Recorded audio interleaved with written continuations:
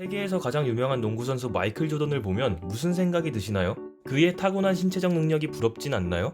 마이클 조던의 타고난 능력을 먼저 떠올리셨다면 당신은 고정형 사고방식을 가진 사람입니다. 세상엔 두 가지 종류의 사람이 있습니다. 능력과 자질이 결정되어 있다고 생각하는 사람, 노력을 통해 능력을 만들 수 있다고 생각하는 사람. 전자를 고정형 사고방식을 가진 사람, 후자는 성장형 사고방식을 가진 사람이라 말합니다. 생각은 행동으로 이어지기 마련이죠. 따라서 그들은 굉장히 다른 태도를 보입니다. 이에 대해 구체적으로 이야기해 보겠습니다. 고정형 사고방식을 가진 사람들은 자신이 비춰지는 모습을 중요시 여깁니다. 일을 할 때 자신의 모습은 항상 똑똑해 보이고 멋있는 모습이어야 하죠. 때문에 그들에게 자신의 결점은 절대 보여줘선 안 될 존재입니다. 그 결과 다음과 같은 행동 양식을 보이게 됩니다. 일을 시작하기 전 일단 자신에게 유리한지 불리한지를 따집니다. 만약 불리하다면 일을 시작하지 않습니다. 일을 진행할 때는 어떨까요? 해결하기 힘든 장애물을 마주하면 자신의 결점을 드러낼 요소로 생각하기 때문에 이를 피하게 되고 쉽게 포기합니다. 결과만 좋으면 되는 그들에게 노력은 당연히 중요하지 않습니다. 또한 아무리 유용한 비판이더라도 자신의 결점을 드러내는 요소일 뿐이죠. 마지막으로 성공한 사람들을 보면 자신의 재능 부족을 탓하며 불안해하고 위협을 느낍니다. 학창시절 컨닝을 하던 친구들을 떠올려 보세요. 그들에게 중요한 것은 자신이 직접 해결했다는 쾌감이 아닌 시험지에 적힌 숫자였습니다. 성장형 사고방식을 가진 사람들은 다릅니다. 성장형 사고방식을 가진 사람들은 자신이 남들에게 비춰지는 모습은 그다지 중요하지 않습니다. 자신의 성장이 가장 중요하죠. 때문에 그들에게 있어 과정은 결과보다 중요합니다.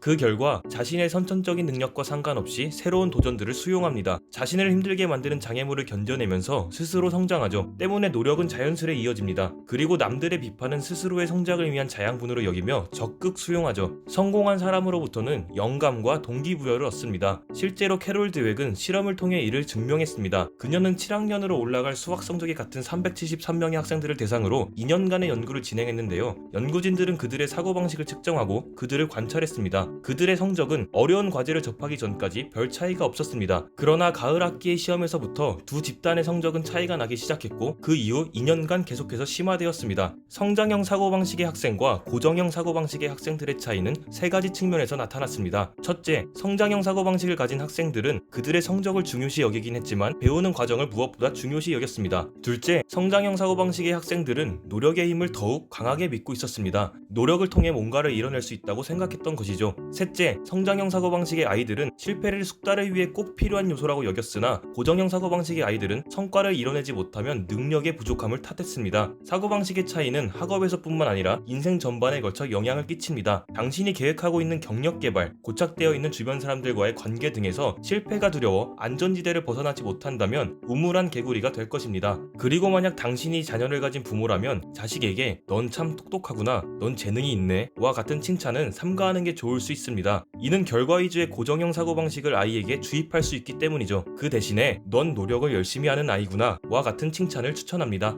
영상과 관련한 정보가 더 궁금하시다면 아래 첨부된 출처를 확인하시면 되겠습니다. 이번 영상은 이만 마치겠습니다. 다음에 더 좋은 영상으로 돌아오겠습니다.